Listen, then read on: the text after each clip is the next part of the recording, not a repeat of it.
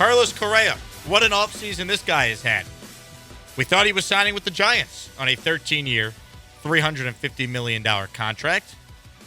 Well, then that fell through. Then we thought he was going to sign with the New York Mets on a 12-year deal for $315 million. And, well, that fell through. So earlier today, we found out that the Minnesota Twins have now signed Carlos Correa to a 6-year and $200 million guaranteed contract. Are we sure? Pending physical. Oh, no. So it is not done yet. Now, it seems like this will get done, considering the Twins had him on their team last year. So Carlos Correa becomes the first baseball player I could ever remember to agree to a free agent contract with 3 separate teams in the same offseason. I have never been, like, I was thinking about this. I can't recall a similar situation involving such a high-profile player, regardless of sport, signing and then not ultimately going to this many teams. And it felt like the Mets were the parachute. Like Carlos Correa was about to be in free fall, and the Mets were like, "Oh no, here's our money. Take our money. We got money to burn. They're paying everybody. Yeah, here's our money." And then their doctors were like, "Hey, this ankle lower leg thing, not looking too good." And yes, the Correa to Minnesota thing is pending physical, but Scott Boras marionette puppet John Heyman reports that the important part of the physical has already been knocked out when it comes to the concerns of the ankle lower leg injury, and so that it is now a formality. There's more to the physical. Yeah, that's true. Just that. All of a sudden, he's got an arm thing. I was going to say, based on the way this offseason has gone for Carlos, something else is going to pop up. So 6 years, $200 million. It can jump up to like $260, I believe. There's some vesting options in there. Yeah, it can go to an 8-year deal with some significant compensation if Correa is indeed healthy throughout the course of these 6 years. I feel bad for him, man. This has been totally out of his control. This has not been an issue for Carlos Correa since 2014 when he suffered that injury. And I feel really bad for Carlos Correa because this is not something it feels like that guy should have gone through, nor did he deserve. Like, if this was a bad guy, if this was a guy that, like, was a known jerk in baseball, you're like, ha, karma, well, you SOB. There are a lot of baseball fans outside of Houston who are saying Carlos deserves this. Yeah, that's not me, though. Not me. You know, if you told me Trevor Bauer could never sign another contract because he kept failing physicals, okay, well, it seems like you might be a bad guy. So, no love lost. But this sucks for Correa because it's not the cheating scandal that's keeping him. It's not some sort of dip in his play because he played really well last year. He damn near won the Gold Glove last year. It's some maybe his leg is going to explode in a few years and we don't want to pay him if he's hurt. I feel bad for him, man. I mean, the guy and his family thought they were going to San Francisco. Then they thought they were going to New York. Now they're going back to Minnesota. They're probably looking around for places to live, what schools, what areas to live in. Like, it's a lot thinking you're going to up and move somewhere else for a long time, and then all of a sudden the rug gets pulled out from under you and you think you're going somewhere else, and then it happens again, and then you end up kind of going back to where you started. So it stinks for that reason. And also, I mean, he lost, what, $150 million? Jake, you said the Giants deal was for $350 and this one's for $200? The original deal he agreed to was $350 million. Then he agreed to a $315 million deal with the Mets. And now this deal could be as much as $270, but only $200 million we know for sure is guaranteed. Yeah. And he ultimately chose to go to the Twins instead of the Mets because I saw the Mets offer still was on the table at 12 years and $315 million. But after the first 6 years, none of it was guaranteed anymore. It was like an NFL contract where like, you could just get rid of it because it's no longer guaranteed. And he looked at it like, I'm not going to do that. I'm just going to make more in the first 6 years then because the AAV with the Minnesota Twins contract, that's average annual value, is $33 million.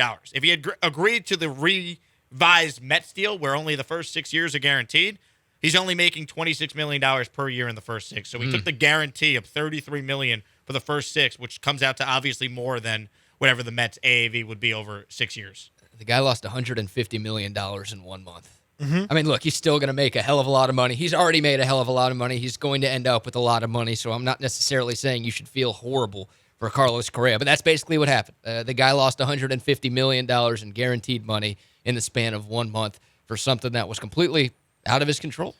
At 6 years, $200 million with the chance for it to go to 8 years at, $275 or whatever it ended up turning out to be. There's a lot of teams that should have been in on Carlos Correa. The Mariners should have thought about that. The Braves should have thought about that. There's a lot of teams that could have used Carlos Correa. I understand that maybe he had a say in this, and the familiarity going back to the Twins is probably something that is a big positive. But there's a lot of teams that should have circled back to Carlos Correa for that deal at that price. This has to be the wildest free agent saga of all time. Right? I mean, he agreed to 31 years and $865 million in contracts in one offseason. Not only did he agree to that, which would already make it the craziest free agency we've ever had, the Giants scheduled a press conference. And it was canceled the day before. Steve Cohen talked about why the Mets needed Carlos Correa on the record. On the record. And Correa didn't end up signing with either team. Like that, nothing is ever going to top this, right? Yeah, but Correa was a Met longer than Aaron Judge was a Giant. Yeah. So think about that. Yeah. So you have that. What about Arson? Giants fans. Correa had his kid in a I Heart New York onesie. Like I saw that on social media. But it had all the Mets stuff with it. Do they make those for Minnesota? I Heart Two Cities. TC would probably make sense for Twin Cities. Yeah, I Heart Twin Cities. I like you're trying to get more letters on there. I think it's funny, decades from now, kids will look at Carlos Correa's baseball reference page. I saw this on Twitter, and it'll show that, he played for the Astros for a long time, and then he played for the Twins for a long time. They'll have no idea. This will just be forgotten about in history at some point down the road because it'll just look like any other baseball player moving from one team to another, and he played all of his career on two teams, but this is wild. If you were a part of this thing this offseason, once again, I don't think anything is ever going to top this with what we got from Carlos Correa. The Baltimore Orioles should have made that deal. I'm just looking through the teams that could have made that deal, should have made that deal, could have found a way to fit Carlos Correa into what they're doing as a team. There's a ton of teams that should have circled back to Carlos Correa. Hell, the Rangers, it feels like they have unlimited money all of a sudden. They should have asked Correa if he wanted to take that deal. Could use another one. Play him at third base. You know what they say? You can't contend unless you have three shortstops.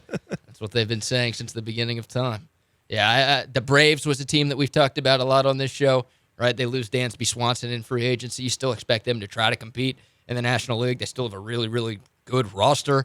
It would have made sense for them to maybe do this, but they'll just draft another guy and then pay him league average or below average salary when they lock him up for an 8-year deal. But time will tell. I mean, that's Captain Obvious stuff, right? Time always tells with these contracts, but maybe the Mets and the Giants were right. Maybe this fear that they have from Carlos Correa's ankle/lower leg is serious, and maybe Correa is going to miss a whole bunch of time. I don't think he will because, like you said, Cody, this injury has not bothered him in a long time. And when Carlos Correa did have to miss significant time when he was here, it was because of a back issue. It wasn't because of that ankle. So it's been a long time since this injury has impacted him at all. So maybe it works out well and the Twins get a bargain and they've got a franchise cornerstone for a long, long time. But also, I mean, these teams could be right. These teams could absolutely be right. And the Mets and Giants could be looking like geniuses for not being willing to go as far as they were with Carlos Correa. I feel like the Mets have a reason for doing what they're doing. In the past, you could say, they got cheap. Yeah, they got cold feet. Not anymore. Steve Cohen has spent more money than anyone in one offseason in the history of Major League Baseball. He's got the most money out of any owner in professional sports. So they're not being cheap. They legit had concerns. And the Mets, I'm less worried about the Mets finding somebody else next year, right? Because of the amount of money Steve Cohen has spent. I don't think this is a one-year thing. Maybe with the Rangers, Cody, it's all right, 1 year they're going to spend a ridiculous amount of money. Then they'll make some other moves. But for the Mets, it feels like they're willing to spend all of the money all of the time. Ohtani and Manny Machado, the two names to watch for the Mets. So I'm not worried about the Mets, and Mets fans aren't worried about the Mets finding another amazing player. They already have franchise cornerstones, but they can literally just wait until next offseason, and that money's not going anywhere. They'll spend it. A team like the Giants, it's not everybody wants to go to the Giants. It's harder for them with the amount of money they're normally willing to spend and them just not being a New York team. They're not going to be able to land a big fish like that every offseason. So more of a concern for teams like that than a team like the Mets, who I think we all think are going to be perfectly fine. Great text from one of our listeners. I've never seen a Dior bag be brought and returned twice by two different owners. Nice. What brand is Carlos now after going back to the Twins for 6 years and $200 million? Mall of America, do they have their own brand? It's hard to call this Kmart. It's a lot of money. Obviously, he's getting more money than what the offer was. But knowing what he knows now, okay? Now, he obviously didn't have that thought or that idea when it was happening. But knowing what he knows now, think there's any chance Carlos Correa wishes he'd have just taken the 5/160 that the Astros offered? I would still say no because that's still less than It's a lot than less. he's making now by a significant amount. And you also have to factor in he made what $35 million last year, which was way more money than he was going to make if he had taken that Astros offer. If you combine his last year in Minnesota and now the upcoming 6-year contract he has agreed to with the Twins, so I still say no. But it is fascinating that it's not that far off. It's significant, obviously, but the Astros offer, what was it, 5 years, 160, Cody? $32 million a year. Like, it's not terribly far off from 6 years, 200 that he just agreed to with the Minnesota Twins. Yeah, he bet on himself, and he still ended up winning. But a couple of weeks ago, when that Giants deal was agreed upon, it was like, oh, man, this was an amazing decision. This is one of the best bet-on-yourself stories that we've seen in sports because he basically got $200 million more than the Astros offered him last offseason. And now it's, once again, still he's going to come out net positive here, but it sucks. Lost $150 million in the span of 1 month.